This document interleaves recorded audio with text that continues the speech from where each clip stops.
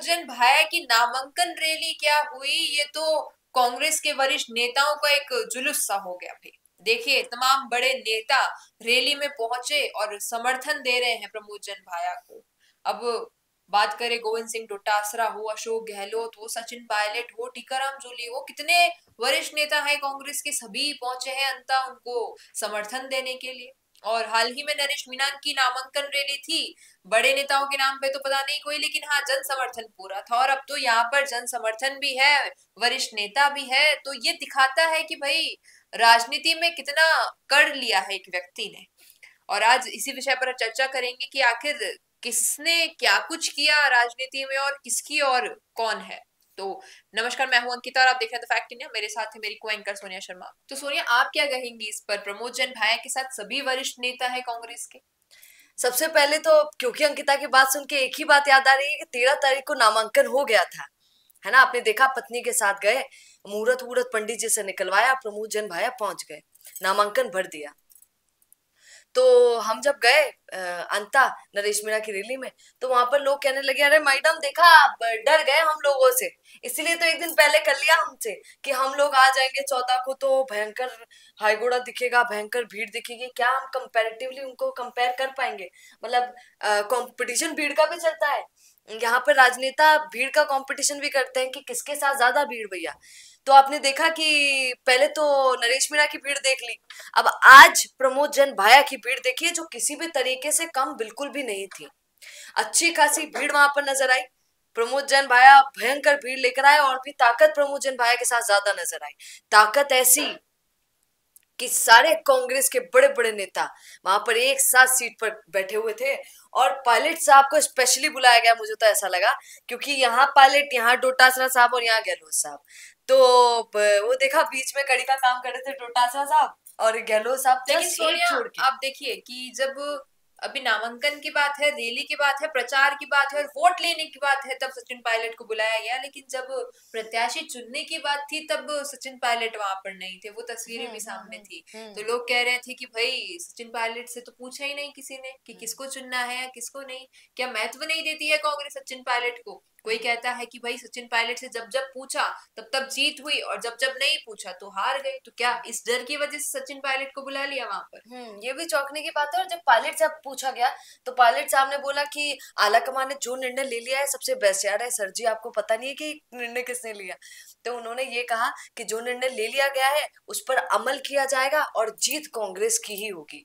और आज एक नया नजारा देखने को मिला कि कैसे प्रमोद जैन भाया खुद बोल रहे थे कि पीडब्ल्यूडी उन्हीं विभाग उन्हीं के पास था, सचिन पायलट के पास, बोल रहे थे माइक पे और कह रहे थे पायलट साहब के आशीर्वाद से घणो सारो काम करे भैया, हजार करोड़ों रुपया को काम खूब करे सचिन पायलट के आशीर्वाद से। जी। तो आज तो मेल मिलाप भी देखने को मिला। और पायलट साहब भी तो बोल रहे थे कि उपाध्यक्ष हुआ करते थे हमारे प्रमोद जैन भाया, खूब काम किया है प्रमोद जैन भाया जी ने, आप फिर से ठप्पा लगाइए पंजे पर और प्रमोद जैन भाया को जिताइए।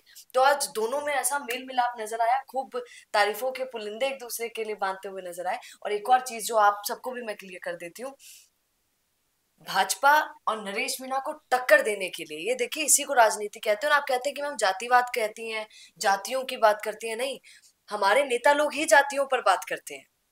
आप देखिए, आज जो लाइन से बड़े बड़े नेता बैठे हुए थे उसमें प्रहलाद गुंजल थे, है ना, जो गुर्जर वोटर्स पर बहुत भारी पड़ते हैं, ठीक है, मतलब उनको बहुत खासा पसंद करते हैं, अपनी तरफ खींचना चाहते हैं। वहां पर धीरज गुर्जर थे, सिर्फ गुर्जर गुर्जर वोटर्स के लिए कितने लोग वहां पर थे। और सचिन पायलट तो हो ही गए। और जाटों के लिए अब न जाने वहां अंता में क्या बोलबाला चलता है या नहीं चलता गोविंद सिंह डोटासरा का, पर वो भी वहां पर मौजूद थे। तो हमने देखा कि सारे बड़े बड़े नेताओं को जात के अनुसार भी बुलाया गया। हमने देखा कि देखा जाए तो वो किस तरीके से अपनी तरफ सबको खींच पाते हैं वोटर्स को, उसके लिए भी वहां पर दिखाया गया कि सब हम। और सुनिए, मैं तो भूल गई थी ना, मुरारी लाल मीणा, अंता में मुरारी लाल मीणा को वहां पर बुलाया गया, जी। बड़ी बात है। और सोनिया, एक बात और गौर करने पर आई, अभी थोड़ा जहन में आई ये बात कि इससे पहले एक मंच ऐसा ही साझा हुआ था।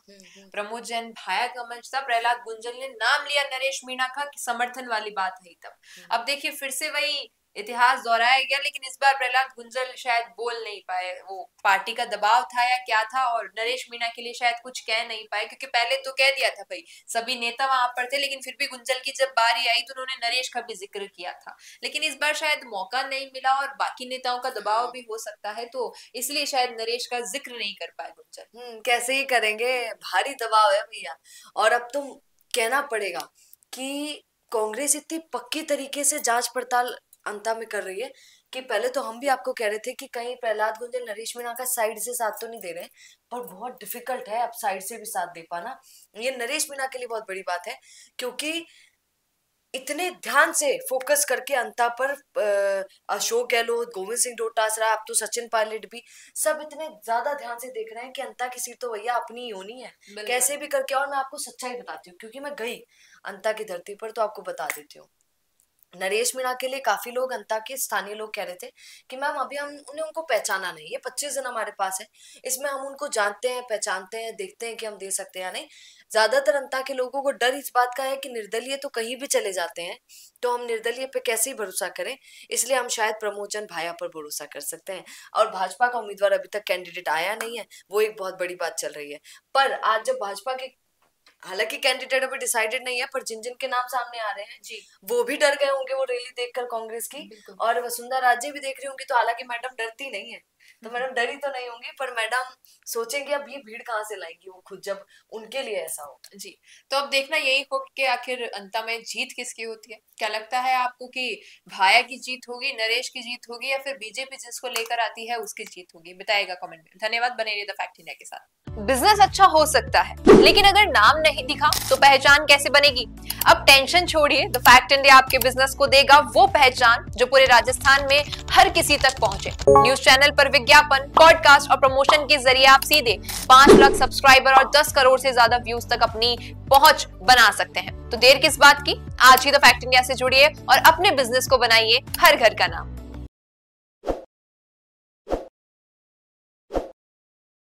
ताज़ा खबरों के लिए विजिट करें द फैक्ट इंडिया की वेबसाइट और डाउनलोड करें द फैक्ट इंडिया ऐप।